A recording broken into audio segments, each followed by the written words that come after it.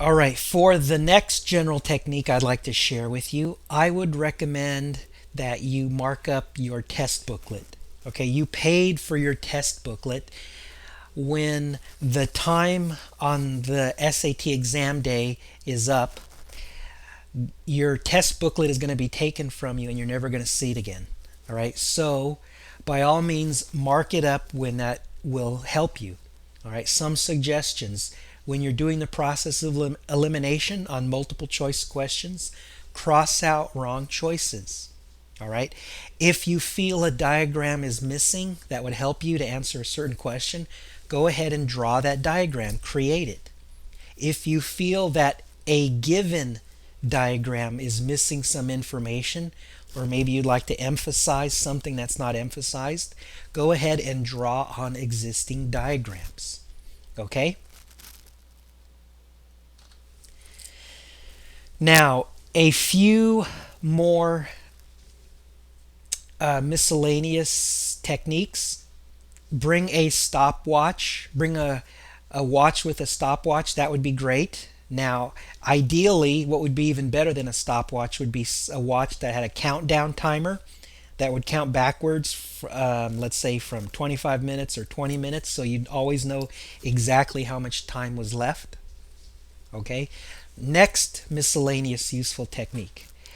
I would recommend transferring answers one page at a time. Okay? I would recommend you do that instead of doing this. Answer a question, go bubble in the correct answer on the answer sheet. Answer the next question, now go bubble in the correct answer on the answer sheet. There's too much back and forth doing it one question at a time. All right. Instead, I would suggest you do a page at a time. For example, let's say a certain page had 6 multiple choice questions. All right. Write the letter of the correct answer next to each question. So when you're done with the page, you'll have 6 letters, let's say.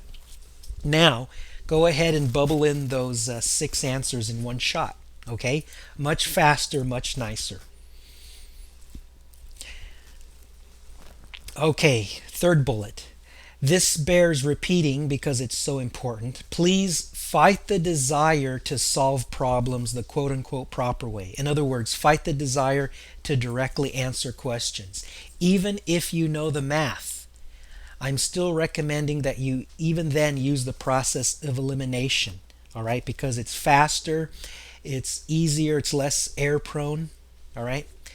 Also, please get over any reluctance you might have to guess when it's in your favor to do so. Okay, make sure you got over any hesitation about guessing before test day. All right, now let's talk about non-multiple choice. All right, non-multiple choice questions. There will be 10 of these on one section only. Okay, questions will get progressively harder on these, just like the just like the multiple choice questions. All right, for these there is no penalty for wrong answers, so you are definitely going to want to guess on every single one of these 10 questions. Okay, when you enter decimals, you don't enter decimals with a 0 in front, so the decimal point will be the first thing that you bubble in. Okay, if your answer is a mixed fraction, you must convert it to an improper fraction. So if your answer was, let's say, 5 and 1/4, convert it to 21 over 4 first, and then that will be the answer you bubble in, 21/4. All right. Some questions may have multiple right answers, so don't be bothered if that's the situation. For example, let's say hypothetically there was a question that said, what is an even number greater than 10?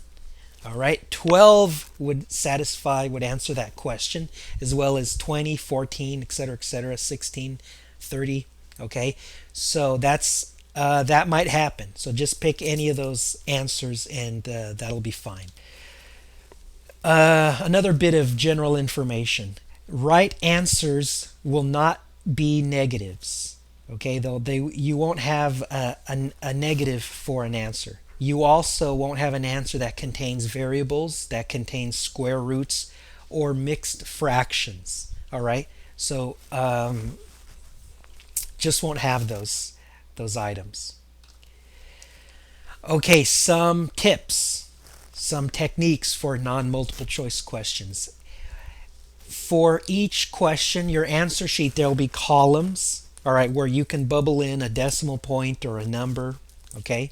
And then there'll be some squares above, columns of circles where you can write in your answers, okay, in addition to bubbling in circles.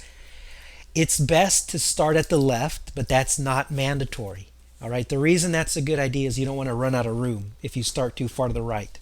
Also, it's best to write your answer above the circles where you bubble in the answer, even though that's also not mandatory.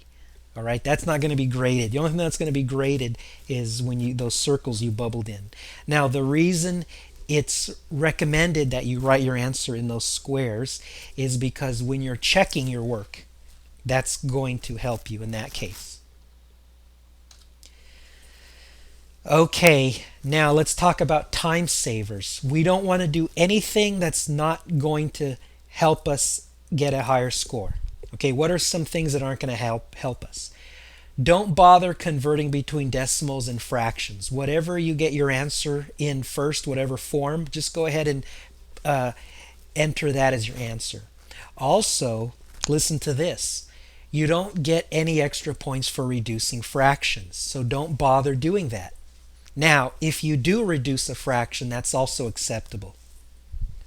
But it's just going to take more time, so there's no reason to sweat that.